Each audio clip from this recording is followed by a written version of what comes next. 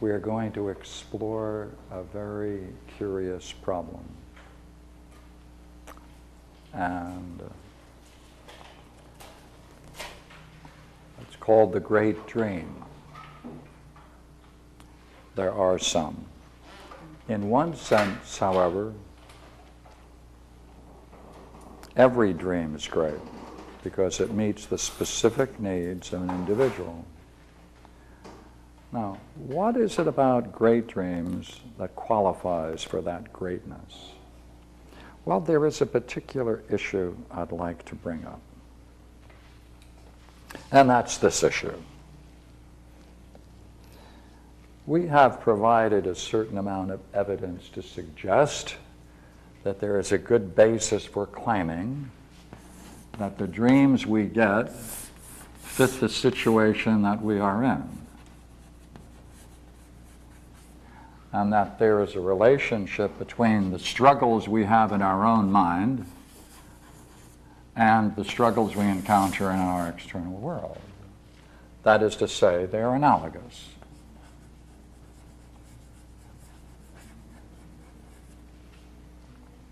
We then went on to say, for dreams to have a particular benefit to man, it must mean that when we have a dream, we can study it and get an insight into the dream, and that should give us, therefore, an insight into two worlds, both. Now, for an insight to be possible, it means that the construction of the dream, the very construction of the dream, must have been an amazing feat, because we were saying that the images in the dreams, by that I mean the figures, the images or the figures in dreams, have a particularly personal history. And we have to then discover the particular personal history that makes these dreams the carriers of a certain kind of meaning, which with others can fit together into a pattern to communicate something extremely important for our own development. So therefore, these images are picked up, they are connected with themes.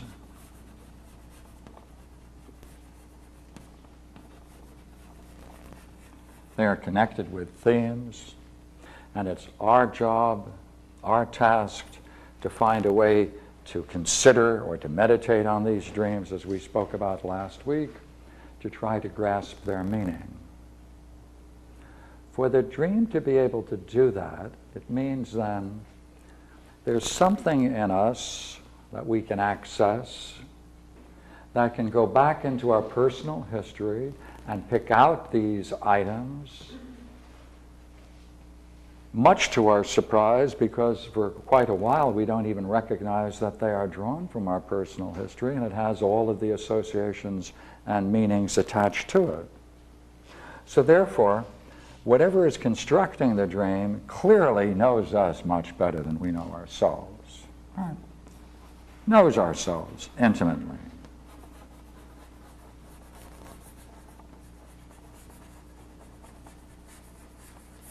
Now here's a question now. That means that each of us has this kind of ability or agent that can do this. Are dreams then in response to a personal situation only? Here's our question then, is there anything about dreams that is transpersonal? Is there anything about dreams that goes beyond the boundaries of what we call and know to be ourselves, and tap into something beyond that and tap into something far beyond that, and yet it equally has significance to us, but it isn't drawn from our own personal history. If so, then whatever we call the dream master goes beyond our own personal boundaries and reaches to something beyond ourselves. And therefore, if that's correct, that means there should be some basis for considering the dream master not only to be a transpersonal phenomena, but maybe it goes beyond that. And perhaps we can say it encounters also the transcendent.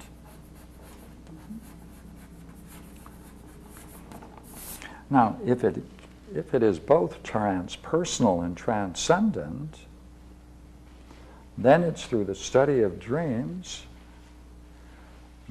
that we can become aware of something very significant to us that operates for our advantage, that goes beyond ourselves to tap into a dimension of experience that is very significant to us and meaningful, and that has a long-term direction for our lives. Now, if it's a great dream, using Carl Jung's terms or others, that means it goes beyond the boundaries not only of the person, but it goes beyond the boundaries of the family, the clan, the culture.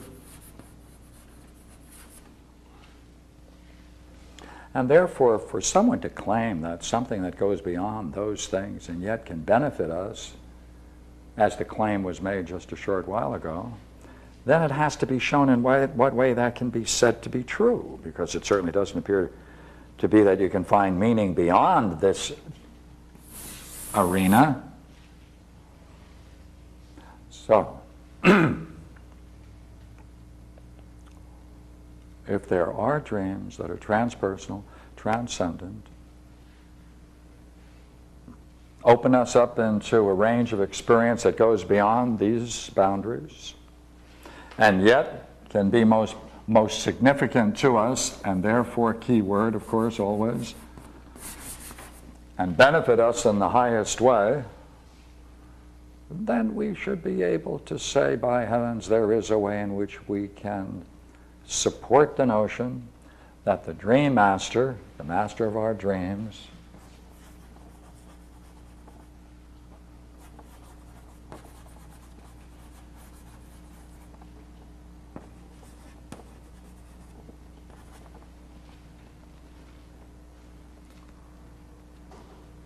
not only knows us and what's particular advantage to us, but also, in the long-range view, can contribute insights into our own destiny, particularly, as well as, let's even go further, into the very question of the destiny of man.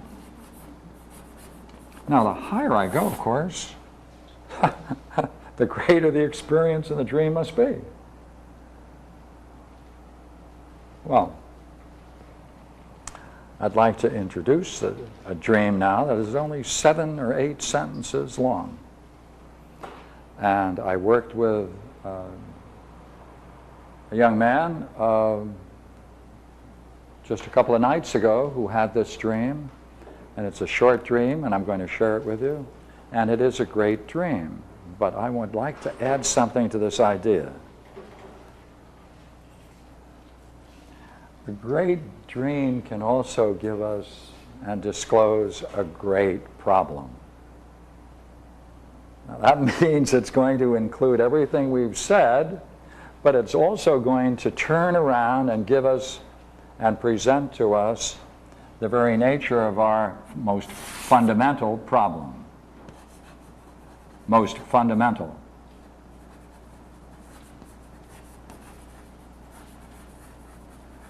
Let me do it again. All right. There are some dreams we're calling great. They're great because they benefit us on the highest level. They go beyond our personal world, our family, clan, culture. They are transpersonal, transcendent, and they contribute to the greatest issue, the destiny of man. While they do that, great dreams can also simultaneously, within the same dream, be able to present the dreamer in a very, very simple and beautiful way their most fundamental problem. So therefore it's going to include the transcendent, transpersonal, and the personal, all in one dream, in 8 sentences. Is that a pretty good show? Okay. Before I go into it, any questions about it? Good. Good. All right, let's do it. I'll read it, and this is the way it was given to me. All right. This man had 3 dreams, and he wanted to see how the 3 fit together because he wanted to see the theme that ran through it the way we did the other night. And so it had a good talk. As a consequence, there's some material, of course, that became clear that's not part of the original material, but which I'll recall and fill in. But first, the statement itself. All right. Now, often I ask people not to use real names in dreams, but abbreviate or change the name unless it's very significant to them that they mention the person's identity. So that's why D and I are sitting in K and J's living room, talking to them about something, school, movie. Then the room becomes very vivid. Things take on a different quality, stronger, more real.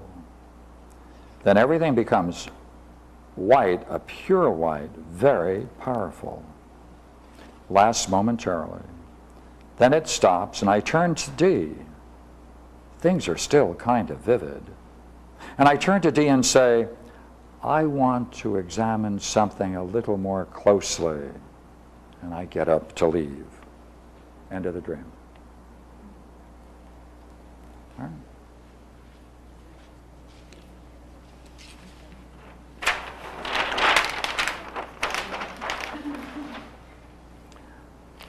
And since you know how good I am at art, obviously this gives me another opportunity to play Leonardo. I'll read it again. D and I are sitting in K and J's living room. All right.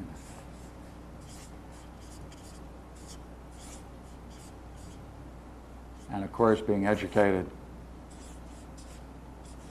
they have a cup of cappuccino.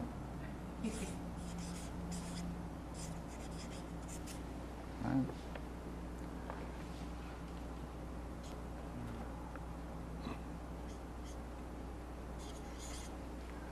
D and I are in J and K's living room.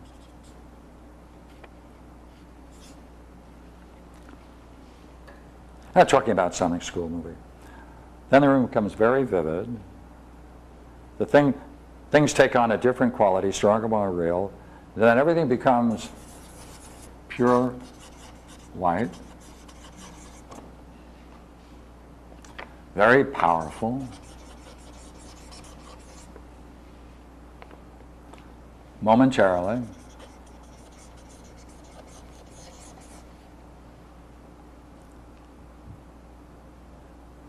Then it stops. I turn to D.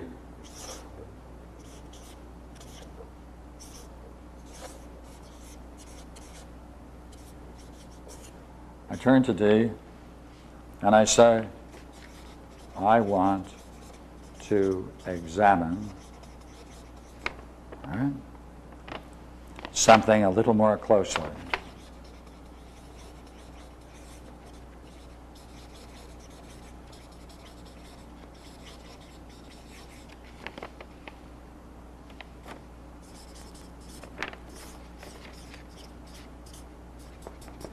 and I get up and leave.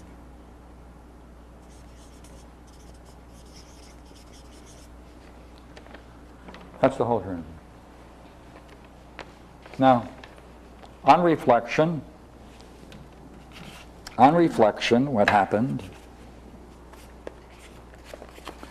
is that I got the young man to talk more about it, because that's the first step in every dream analysis. You want the person to explore it more fully. And so he added the following features. This experience was not only intense and brilliant, ecstatic,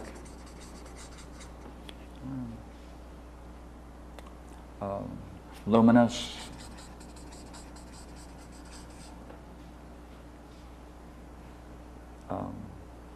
called it penetrating,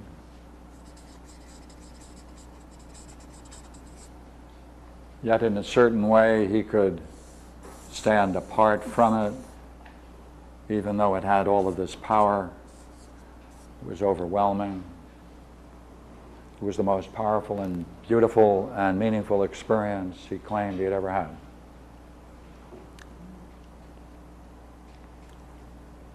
As you can see, as he talked about it, the content of the dream was opened up, and he was able to give more details about it.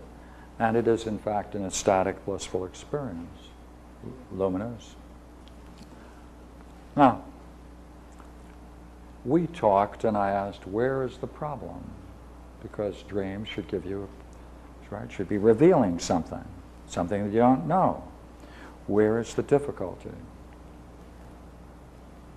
First, he said that it was so important for him to have that dream. Nothing like that ever happened to him of this intensity before. He now realizes that that's the thing he wants to master and to study. And when he said, I'm going to go up to leave, it was with the thought that he was going to go on and search for its meaning.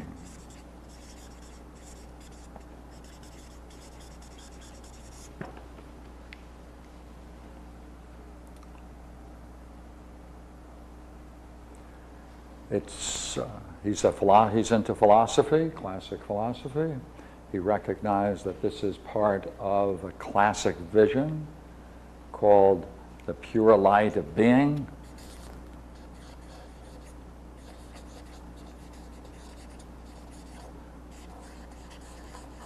Which, I should add, I didn't mention during the talk, but that's what it is. That's what it's called. Now, he's about to embark on a quest, a philosophical quest. He's going further in college, going into classic studies. This is a pivotal time for him. He was going to San Francisco to go up there to study, and that's where he went. That's why it's not here. I asked him, by the way, whether I could use this dream for tonight, and he said yes. Well, then where's the problem? Remember, we said, hey, there are some dreams, these transcendent, transpersonal dreams that go beyond the personal scope of a person's own existence and penetrate into the some world of beyond, and yet it can come back and open up the most fundamental problem a person may have. And that doesn't have to be necessarily confined only to the person. It can be a more general problem. So, what shall we say? Well, he was encouraged to talk some more, and he recognized that D, the person here, also has a very great interest in all of this, and that he did want to share it. I want to examine something a little more closely. Right? That's what he said. But then he left.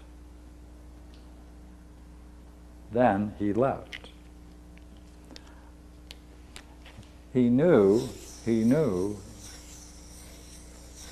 that this was disguised.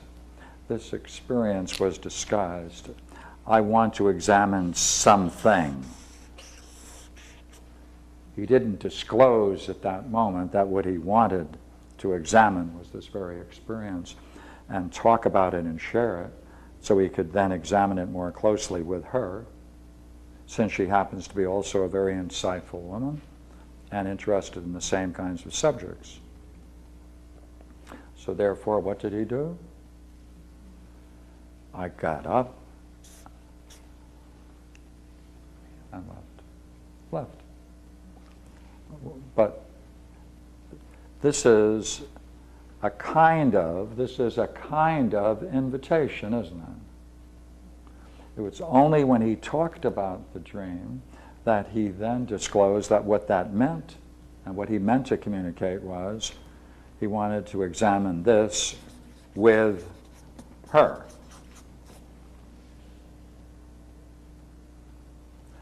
And then couldn't. Left.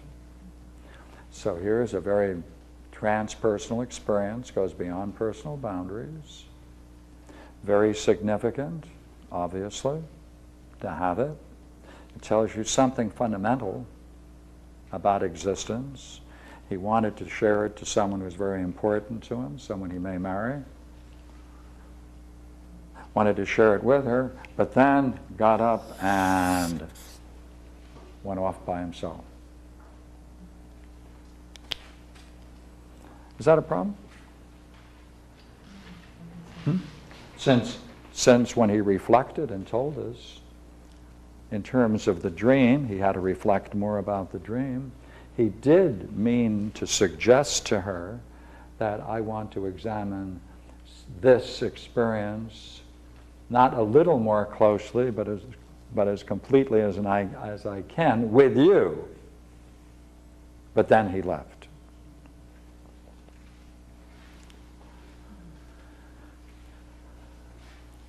Well, we asked him, what would it be like? What would it be like?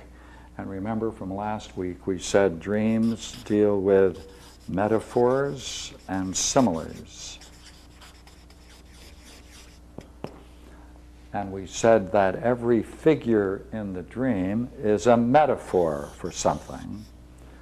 And when you treat the dream episode or scene as a simile, you can get a state of mind. So therefore, it was natural that I would ask at this point, what was it like when you knew you wanted to share something with her that was very significant to you, that instead you got up and you left? I said, so at that moment, what was it like? So he described in a bunch of nice words what it was like. And so I said, that's very interesting. Could you tell us when you experienced that most recently? And he said that he had been with the family together, with Dee. They were together with his family. And it was very clear to the family, since they have a religion, a modern religion, I don't know whether you're familiar with it. They hit small white balls and run after them. It's a religion. Tennis. They wear their white clothes. It's very proper, and they go every time, and they bow before it's a whole ritual, whole involvement. It's so. Then he related. He said, there I am. I'm going to now go up to San Francisco with this woman. And that was a major breakthrough for him, to have a girlfriend that he was willing to live with and perhaps marry and make this plunge into human relationships. But he couldn't tell them about her, even though she was there. He couldn't say anything. And he made this great remark. He said, now, he is a very skilled tennis player. The whole family are into tennis. And he said, I'll tell you, he said, what it reminds me of. He said, I have this great work I have to get into in Greek, in classic Greek. He said, I have to do the work. I had everything prepared that night. But then I went over to the TV and I turned on the television to watch the major tennis matches that were just going on this weekend, the U.S. Open. And he said, I could watch it, I could study it. He said, I knew every single time they did it right, when they did it wrong, why they did it right, why they did it wrong. He's one of these people who are quite proficient in tennis. The whole family is.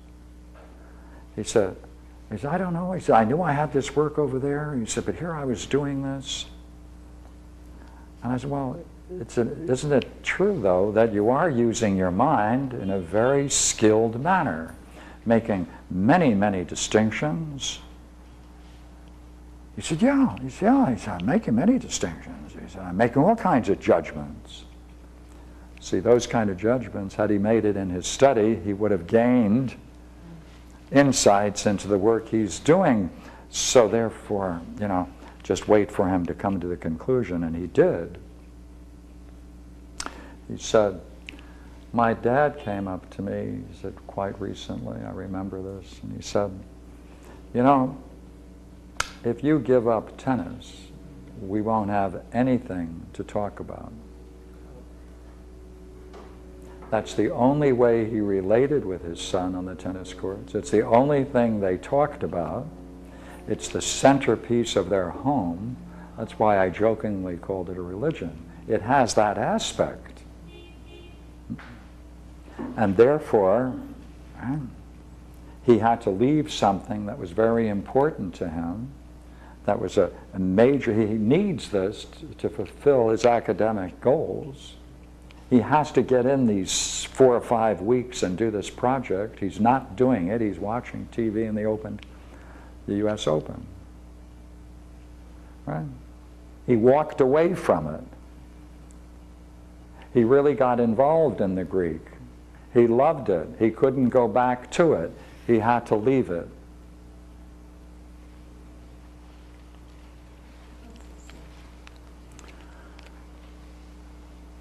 Well then, look here. The dream master, giving him this dream, raised the whole thing, didn't it? Took the idea of learning classic Greek and applying it to this project he had, and raised it as the most meaningful experience he ever had. And then showed him that even when this is the most meaningful thing, you still can't do it. Here's your problem. And unless he solves that problem, he's not going to be able to succeed in something that he really loves. So therefore, I was going to point out, as from the beginning, that this is the kind of a dream which goes beyond personal boundaries. It's transcendent, transpersonal. Right? It's the goal of many great philosophers.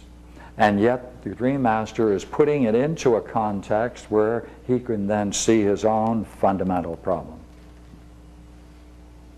So, that's the first. Now that's a great dream with an attendant opening up to show its most meaningful direction in terms of the young man's own goals and the point in his life. Yes, you have a question about it before I go on? Okay, all set? Next? All right. Next one.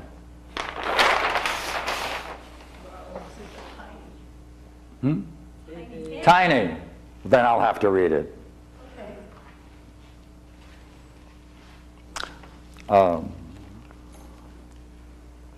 It really starts here. This is an introduction. This comes from a written statement of a dream that was written, and I was given the dream.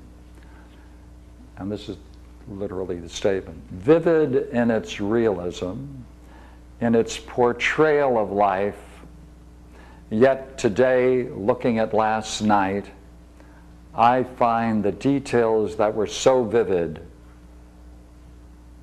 to lack permanence in my memory.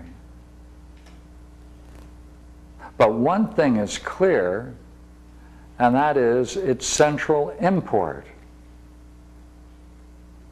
That scene of splendor, but now only the scene that triggered the splendor is real. But yet, it's only a part. So this is a kind of reflection the following morning. And here is the dream itself. There's an addition later, but this is the dream. I was reading an old book, and as my eyes fell on a certain passage, and while reading, my entire body became engulfed with pure, beautiful, penetrating, clear light, such that the unknown within me was flooded with crystal light, completely transforming me. Accompanying this experience was an elevating, uplifting, vast feeling that carried me seemingly off the ground. It was not blissful enrapture or ecstatic pleasure, but a penetrating serenity which bathed everything and flooded my being. That's the dream. And this is the further material that was written that morning.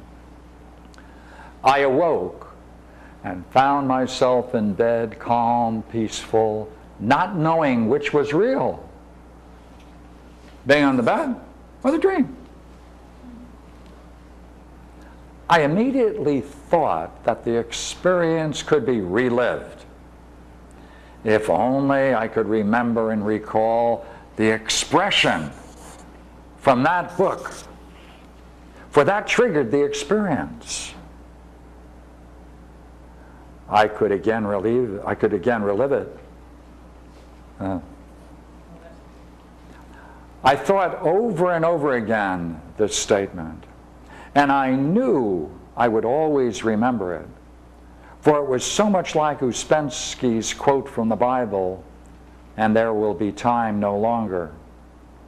I fell asleep again, intent upon capturing and renewing the experience. Again, I found myself in dream, he says. But in finding the statement again, the feeling returned, except I became aware that perhaps I should not try to relive it again. This was artificial, contrived. Not sure it seemed right.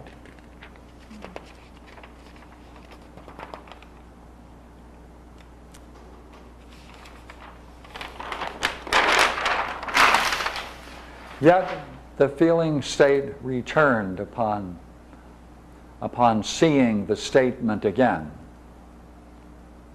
Only this was less intense, with an accompanying feeling of reluctance. Awoke and wondered. You shall find that there is,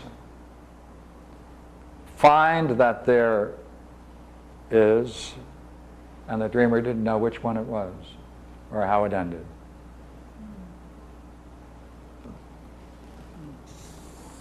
Interesting. Pardon me? Interesting. Yes. Yes. What was added was, it was an old stone building made out of huge stone slabs. And there was a wise man, a classic kind of wise man, strong with knowledge, it was described in the dream, pointing to a long table where there were old books. He was pointing to one, and the dreamer said that in just turning his mind to it, the words appeared from the book in my mind. So it's not like reading it, it suddenly bounced into his mind. And that was the preceding quote. Now, using what we've done before, could we not say, again, we can just change a couple of small things? All right, we can change just a few things. It's a great dream, right? Great dream. But something came up. And I didn't write 2 sentences down here I thought I'd save. Because I want to have a little fun. Fair enough? All right.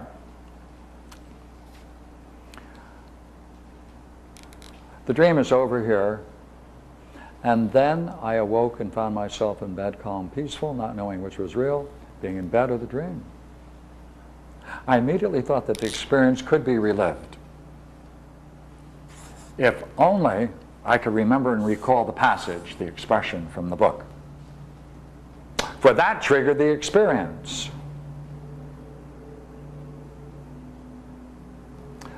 I thought it over and over again, this statement. And I knew I would always remember it. For it was so much like the Ouspensky quote from the Bible, "For there will be time no longer." What happened, you see, in the dream is the dreamer remembered this line, this part, and that was the part of the quote that was Ouspensky's, but it wasn't a part of the dream. So the dreamer associated it with the Ouspensky quote, was able to recall the Ouspensky quote, which is a quote from the Bible as well,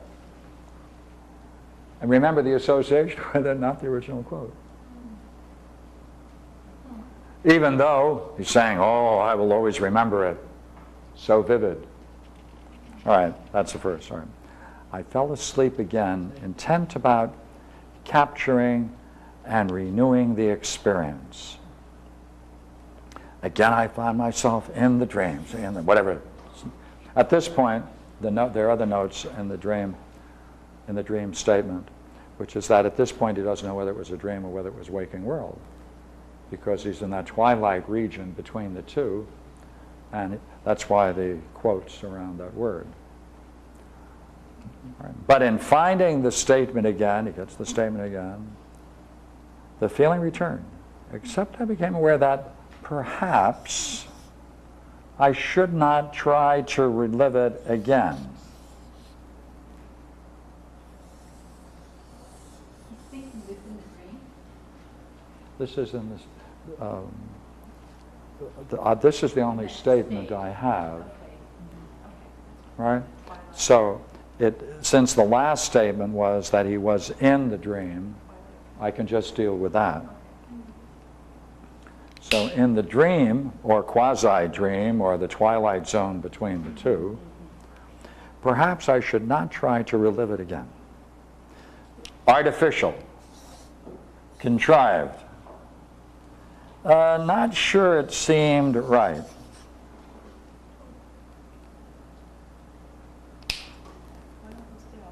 Pardon? That's see the last 2 sentences. Remember I said the 2 sentences I'm holding back? Yeah, I wanted to keep it out. No, I wanted to keep it out. Yeah, it's to build up a little bit of suspension right here. Right? Puzzled him. Am I doing it? Oh, good.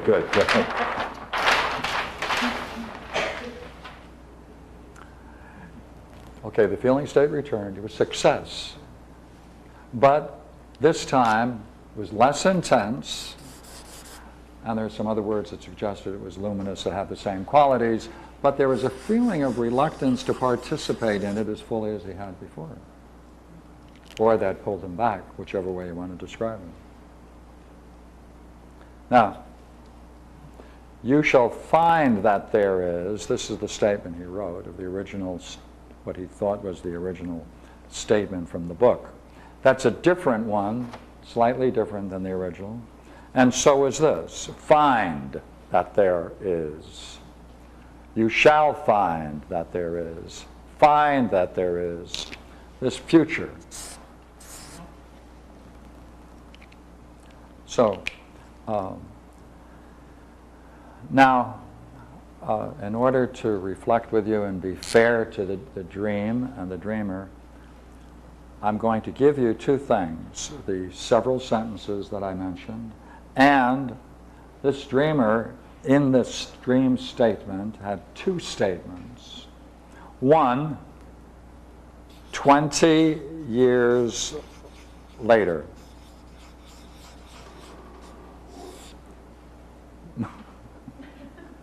Recalling the dream. In the dream? No. Oh. 20 years later, I have a statement of this dreamer where he is recalling this dream, and he claims all kinds of things about it and adds material to it that isn't in the original dream. Well, I don't know it's not there, but I will fill you in on those points as well. All right? You're saying 20 years later he recalled it in a dream? Or No. just recall? Okay, I just don't. Okay. 20 years later, Okay. he recollected it again Okay.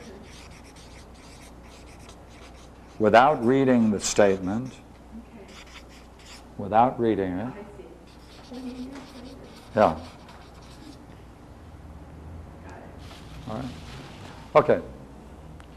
The particular two sentences that came up were, now keep the terms artificial, contrived, feeling a reluctance, artificial, contrived, not sure it seemed right. Quite interesting in this original statement were the concluding lines, which are, the dreamer said that it was like knowing how to seduce his girlfriend and not wanting to go down that same road again.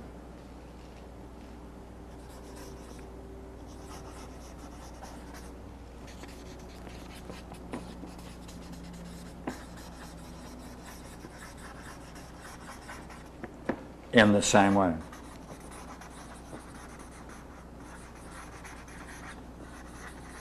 Isn't that interesting? I don't understand. Is it 20 years later? No, I haven't gotten that part yet. No, I haven't gotten that part yet. I'm going to hold. I still have that to give you. Remember, I said there were two sentences in the dream that I didn't reveal, and this is what I didn't reveal earlier. All right. Then I'm going to add something to this. So therefore, he could tie in that reluctance, because he said, in this it's saying that to go through, as it were, the same things would be contrived, would be artificial. And rather than do it again, right, in the same way, was artificial, and therefore pulled out of it. Now, what I like about this dream is, was he right and wrong? Like, let us assume for the moment that, let us say for the moment that he's correct about this. Right. Does that mean if it's correct here, he's also correct and not trying to do it and pulled out of it? Why not use a method? Why not use a method? He had the method, came to him. He was getting into it, was he not? Pulled out of it. Now, is that taking something from the personal world and allowing that to influence the way in which he's relating to the transpersonal and transcendent? Or, try the other one now. Was he right? Both.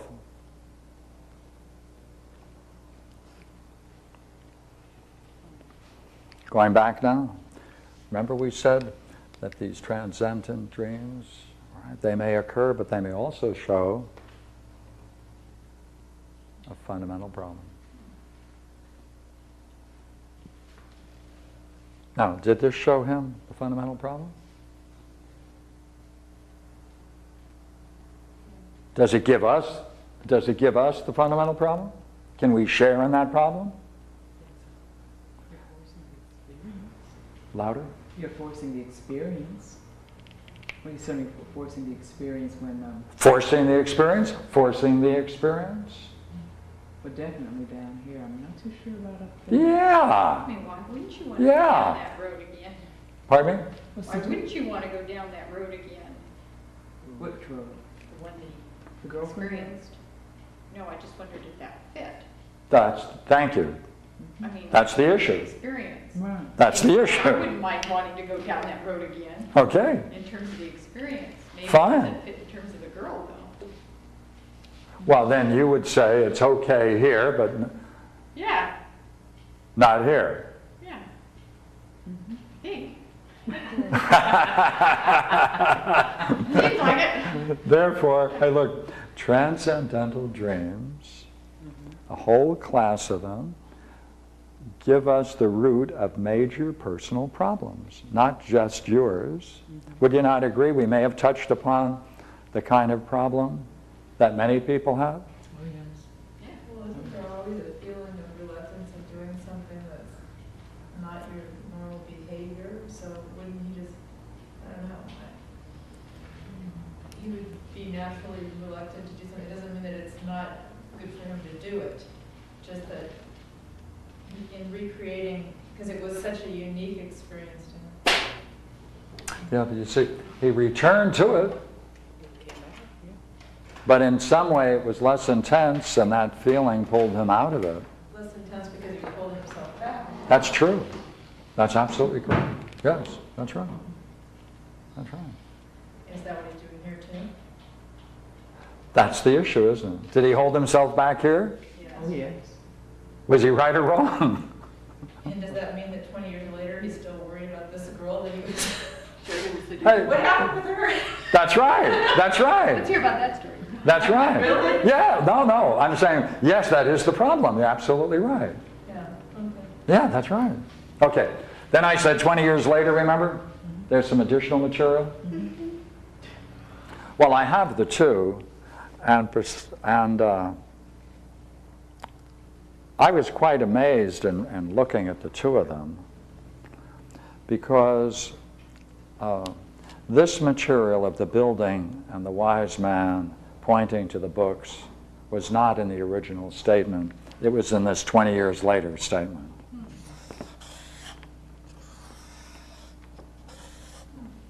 And also, there was the statement that you shall find that there is, this statement, had an additional statement from the wise man pointing to the books saying, you shall find in as it were, great in these books, in these ancient books,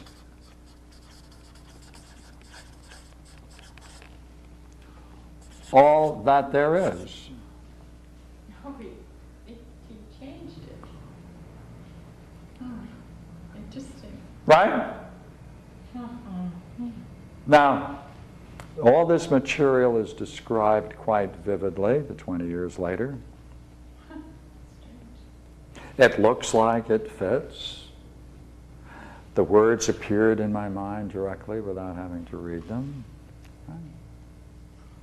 And in this 20-year statement is the statement that even though it occurred 20 years ago, it is as if it took place just the night before. It's still just as vivid and real now as it was 20 years ago. That was the opening lines to the statement. So, I enjoyed seeing the differences. Now, here we're dealing, first dream we dealt with, as is unfortunately the individual had to go to San Francisco. no longer there. I have these two statements. And what would we like to know? What would we like to ask both dreamers? Let's first deal with this one. What would we first like to ask them? Because you see, these are really two dreams, not one. You see?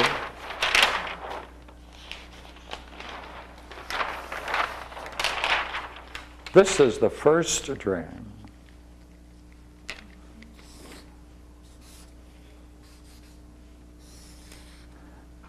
And it ends here.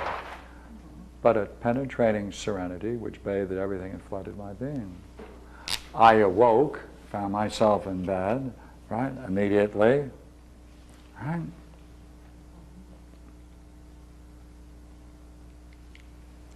This is the statement of the second dream.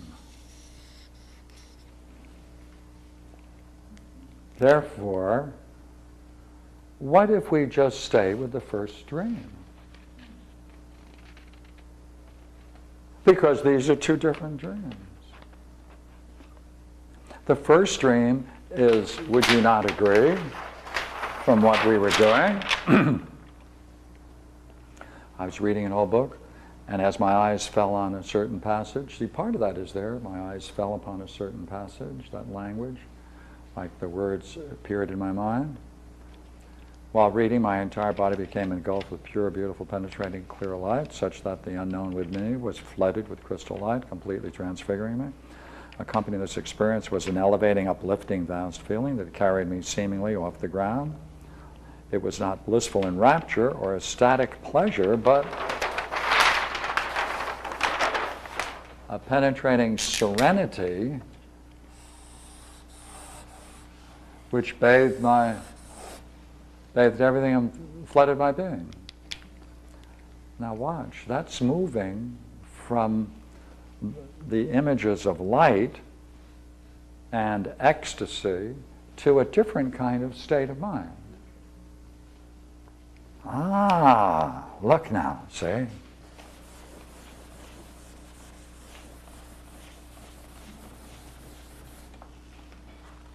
Dream number one.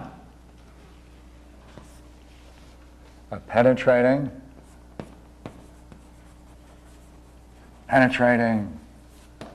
serenity, right? Bathed everything, right? Flooded my being.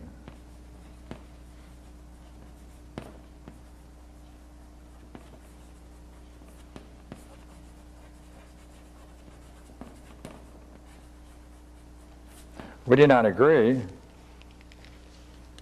Would you not agree that there's a curious shift that takes place in this dream?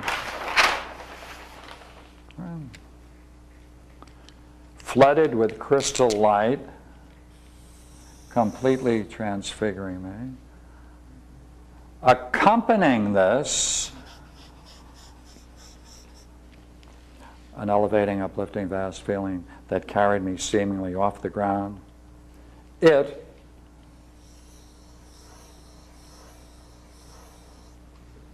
What does the it refer to, you see? Is it what accompanies it? Or is it this? Is it this? Or is it this, all of this that is accompanying? Which is the it referring to? It's ambiguous, but let's watch it. It was not blissful in rapture or ecstatic pleasure, which we would associate with this, as with the other dream. Very clearly it was ecstatic, blissful, and it was intimately connected up with the luminous experience of the transfiguring light or transforming light. But here, it was not. It doesn't have that emotional or that bliss. But it does. Pardon? But there's an addition. You're comparing it with the other other guy. Is that what you were doing earlier, just a second ago? Yeah, go ahead, yeah, make your point then. Well, Yeah. because this one is talking about it as transforming, that one didn't have that characteristic. That's right. So there's. That's right. So in this one, if it's transforming, then, Mm-hmm. it's a deeper state, it looks like. It's like Okay, it affected all right. Then you see, whole being, That's whereas okay. the other person was Yeah. watching it. okay, we might be able to say then that the first dream we explored, which was D and I, Uh-huh. may reflect a certain stage, and by these comments for the first part of this, it can be a higher state, Right. and now we're asking whether or not this latter part, Or maybe even the second part. or even the second part, Penetrating that's is right. another level. That's right. That's right. Right. Okay. Then would you agree then what we have here is a shift, a very basic shift depending upon this key word. Serenity. Penetrating serenity, bathe everything flood my being. Not in a static. Right. So, just for the moment, I'm going to say, this looks like one experience that he's describing in two steps, rather than two separate experiences. Right. Accompanying this is a further series of distinctions within this. And again, it all depends upon this key word, if. All right. Therefore, all right, we have this, let's call it the crystal light transforming.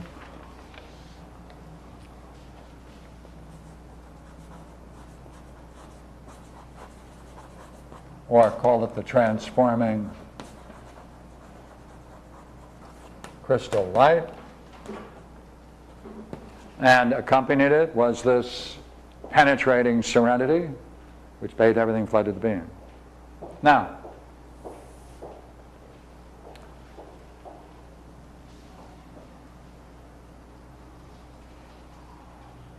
here, he's trying to get back into it, isn't he?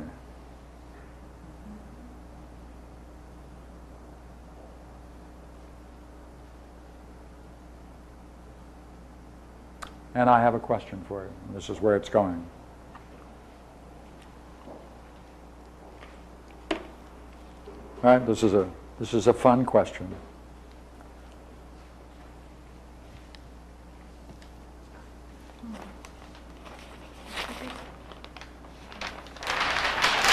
Here it comes. All right?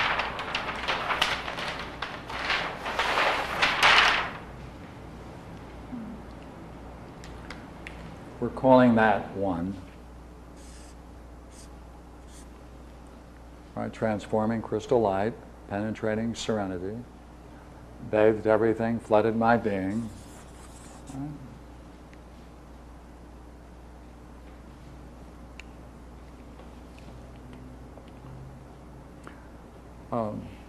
I'm inviting you to consider this as a kind of speculation. Right? Does this state,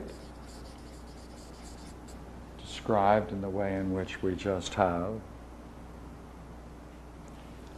what curious language now, allow a technique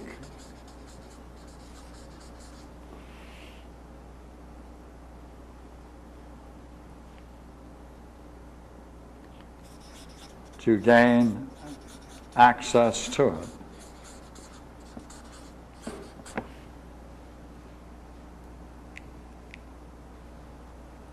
Okay, I'm staying on one word, penetrating serenity.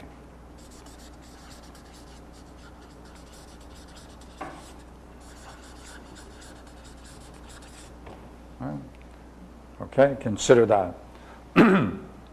Right? Penetrating serenity means there's no place in his state of mind or experience that lacks it. It's penetrating serenity, bathes everything, flooded my being.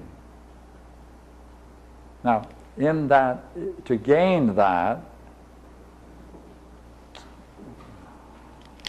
now I'm going to use perhaps a pejorative word here, but I need it.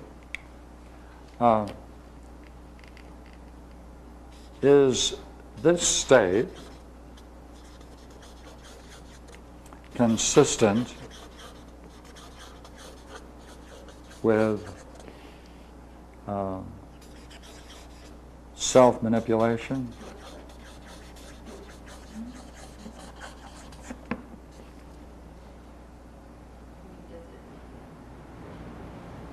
Listen to self-manipulation? I can't, you have to do it louder, please. Does it listen to self-manipulation? Can it be molded? That's the question. Yeah, it doesn't look like it. Come on. What does it look like? Pardon? I don't understand that, I'm sorry. Okay. You've experienced serenity, have you not? Right? Consider it in its totality, engulfing you completely, so you can extend it as ideally as possible. In that state, you think it's possible to achieve that by in some way forcing yourself, manipulating yourself into it. Right? Right. If yes, if no. Because our dreamer is saying that he gained, right? According to the dreamer, which is now we're talking about the second dream, he tried to gain access to this, was able to participate in it to some degree, but was reluctant because he saw himself in some way as manipulating, and that became to him artificial, contrived, pulled out. So the question is whether it's his problem or, in fact, it is possible. And it's his problem how he interprets what he's doing. Yeah, so it's not whether it's just possible, because he already experienced it to some degree. Right. Right? By putting this value on it, he couldn't go any further. Right. Yeah. Now, is that because of what he did, or is that in the nature of that kind of an experience? He filtered the experience. Pardon He me? He did. filtered the experience through his belief that what he was doing, that he was doing something that was perhaps not quite right. That's what he said. Yeah, right. Yeah, He felt, well, that's what he he said. himself was the one who lessened the That's right. experience. That's right. Oh, it's just a no wonder you use the word technique. Well, in the sense, technique often is artificial. It's learning something. It doesn't spring out of your nature. Consider, say, meditation. When you are aware of the fact that you're doing something to achieve something, part of your consciousness knows that you are practicing something. It is not something that you're doing naturally. Like in learning a language, the great moment comes when you're able to drop translating and just speak it directly. And that's a great moment. By the way, that usually occurs at the same time when people begin to have dreams in that language. Oh, the dream master. All right, let me raise the question once more. All right? Okay?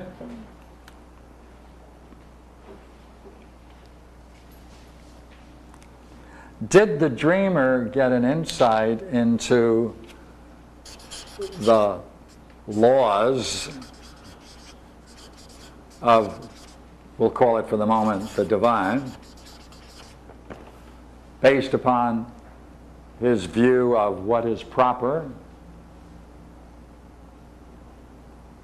Or did he impose some view, a narrow view, that it's nothing wrong to do that in this world, and equally well, it's nothing wrong to do it here.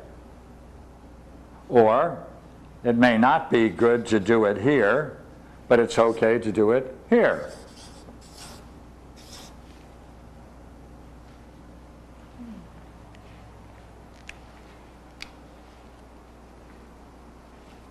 Now, What is it showing him? pardon me? What is his dream showing? That he believes that it's not okay. Well, the dream does report that. And when I asked the dreamer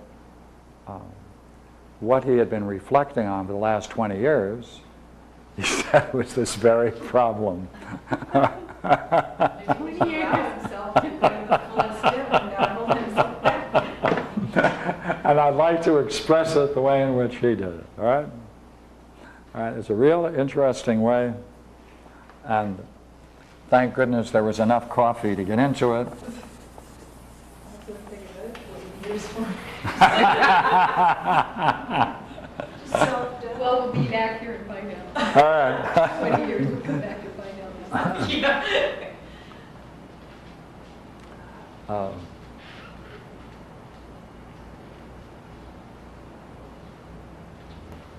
He's a patient now.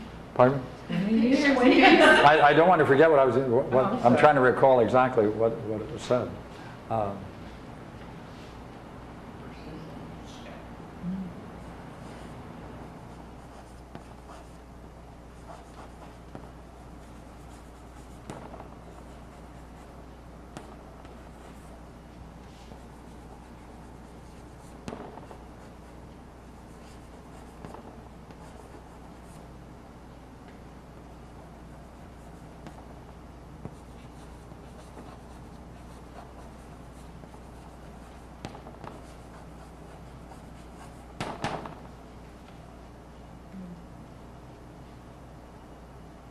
Seducing the divine. Pardon me? Seducing the divine. Yes, that's right. It was put. Biggie. No, Yeah, you're right. this was his concern. So, did I do right? I said he- Am I doing right by not seducing the divine in the same way Seduce my God. as I had previously? Seducing the divine? Pardon me? Question is, was he- I'm not responsible for the quote. This is his. We can make fun of him later and do all kinds of jokes with him. Did he seduce the divine in the beginning of the dream? Right. First, do you see how this statement can come out of the dream? Yes. Yeah. In the other dream, remember, the young man is going to walk off and think about it, and concern himself, reflect on it quite closely, isn't he? He's going to examine it. Well, I wanted to show you this one because this is a 20-year examination. Hope he doesn't suffer from the same self-doubt when the tennis ball is glancing across the net. That's the other Why way. did I seduce them? No. I mean, Oh, with me. just do it. Yes, please. More? Just do it. Yeah. Well, but you see, Do right by not. Do you do right by not? No, do you do right by doing? Did I do right? Am I doing right? The question Not? just seems absurd to me. Oh, yeah. well, thank goodness we can say that about someone else. That's what I do. Now, But I don't want to make fun of him. How- that's all right. That's all right.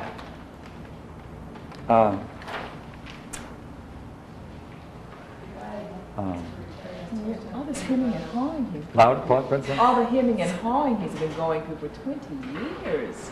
Well, I'm trying to figure out. And to think that he has the capability to seduce the divine.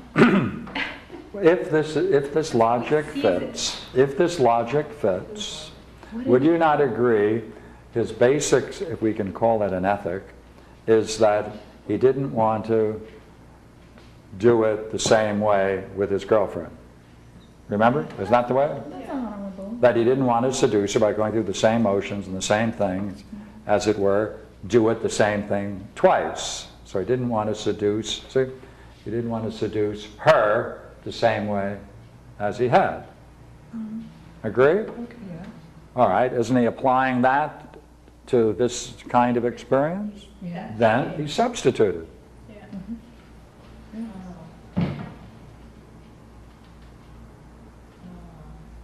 Well, I have 2 more things to say about it. Right, so I got to keep them in my pocket for a few minutes. Doesn't that also assume that he had seduced the divine before? Well, did he? Did he or didn't he? Was he doing The it? divine was seducing him. He was reading the book and the divine You know, came in and said, hey. you know, But if he would you know, just let the divine you know, what we needed, look here, what I needed was your presence because I can see you have the right question. Isn't perhaps the right question to ask this person? How do they know they seduced her? I mean, why couldn't it be some other way of talking that doesn't have all of this? Probably an old maid waiting for this guy to make up his mind. He's the kind of person that gets up in the morning and wonders if he's going to pay the gas bill today. Probably wonders whether he did or not. Or whether the gas bill was seduced to more than one. Oh, bless us. Heart. So, see, since you're quick at seeing that, it does represent his problem, doesn't it? Yes, it does. And especially the point that you just made was exactly correct. It works on the assumption that he is the active agent in this, and the other thing is passive, whether it's divine or a woman.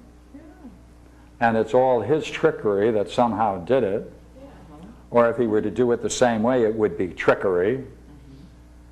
And it leaves this Perhaps kind his of... father has planted his seeds of doubt by saying, well, if you go and do what you want to do, then I won't have anyone to play with. Yeah. Something like that. So Yeah. this is perhaps infected his whole life. Yeah, could really be. Okay. Remember I said 2 more things? Yes. All right. What I found real fun about this is the reason I got this was because the person involved, and I have this on all notes, it was fun to do, it was 20 years, 20 years, and 20 years. The original experience took place 20 years after I got this statement. There was a dream, all right? And then 20 years, remember we got the additional material? Right. And it's been 20 years since that original statement, which is why the person shared it with me. 60 years ago? Well, 40 ultimately. So he had the dream. 20 years later, he made the additional statement. 20 years after he made the statement. Oh, okay. Right. I never was You call him up right away. He needs some help. He's still persisting with it. There's still time. So what's his second statement then? Now that we got. Now you want to know the second statement. Yeah. Gotta wait 20 Is he more still years. working on it? Now remember, what is it that the person would be doing if he were still involved in this? He would still hold back, would he not? Yeah. And not participate in it under these kinds of conditions. And so he said, as great as that was, I've gone beyond it. Yeah. Yeah. Is that interesting? Not worried about seducing. Yeah, it's a gone. And then I did, that's the next part of it. I said, well, did you ever then use this as a method in the 20 years, this period? And he said, yes. He then built that into his meditations. He's a Buddhist monk. Yeah. Yeah. That was And there was Pardon a me? large change. So the girl is no longer waiting. No, I don't think not that. her anymore. No, I mean, 40 years is a long time to wait for this cookie. That's quite true. So that's what I wanted to do this evening, talk to you about great dreams and the problems they bring up. So, What did he build in his meditation again? He built that technique. Yeah, what does that mean? Yes. Yeah, I mean, because that's a little vague to me, of just serenity.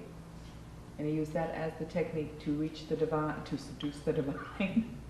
well, it's good that you're mentioning that because I am not at all convinced when I talk to him or when I'm looking at this material that they're the same. They're separate dreams. These are two different dreams, 1 and 2. Yeah. And the struggle to get, in the dream, he's struggling to get back in state 1. Right. But that's a dream about state 1.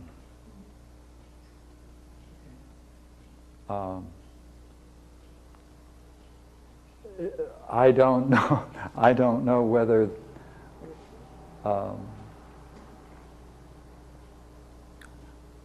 even see. Let me see if I can show it to you. Even though some words suggest it's the same, there are other words that suggest it isn't.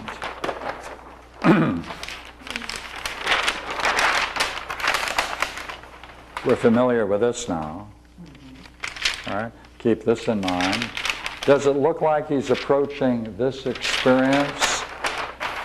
I fell asleep again, intent upon capturing and renewing the experience. Again, I found myself in the dream, but in finding the statement again, the feeling returned, except I became aware that perhaps it doesn't look like you got in the same experience. Now it's a feeling. Now it's a feeling. It doesn't look like it's... And we're putting a lot of stress now on one word, feeling, suggesting that's different. And that's there. It's there. So I think that's an ambiguity, and if we could get the chap here, which we're not going to be able to, it would be fun to ask him a couple more questions. But either of them. His language changes significantly in the That's second right. dream. The first Louder. one has non-personal, Maybe son's fellow couldn't be here tonight. Has he been in his classes? He's a monk.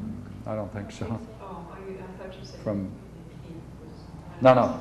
The first stream we did, yes, he was here. He has been here. Oh, Yes. But not this chap. No, I don't think. Maybe way back when. So, Yeah, in fact, the last sentence is that this didn't have a feeling state to it, the first dream. that's right. It didn't have that quality. Yeah. It wasn't rapturous, it wasn't blissful, it wasn't... Or it's assumed, you see, or it's assumed, You'd have to explore and it. you'd have to get more material out of them. But I don't know how reliable it would be to try to get material out of a dream that is, let's say, 0 and 0, 0, 2 and 2 is... 4. 4? Yeah, 40 years. Okay. Oh yeah, I can, there's a certain sense where you lose the reliability of recollection when it goes beyond, what, 35 years? There's 35. But it does present these things. I was very interested in showing it to you. They were great dreams. Incredible. They really were. Pardon me? They were. Incredible. Yeah. It's nice. Yeah, thank you.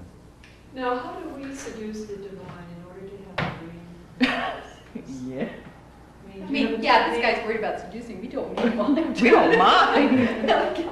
Well, so what's interesting about this, it may be that solving that personal problem may be more important than that beatific experiment. I hesitated that. Or maybe it's equally valid. But it's certainly the dream master is bringing in the individual in the second dream, not the first. Because this one, it doesn't have any of that anywhere in it. Supposed to be a master all the way. Yeah. Yeah, but do it again? It's just the dream master all the way. Yeah, this is, in a sense, pure, isn't it? Yeah.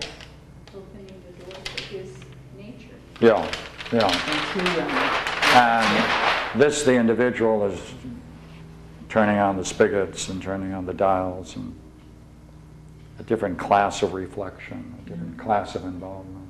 Of course, that was spontaneous, and this is kind of contrived. But yeah, right, how do we seduce the divine? well, so that's fun. Thank you. Well, thank you. Good. Yeah.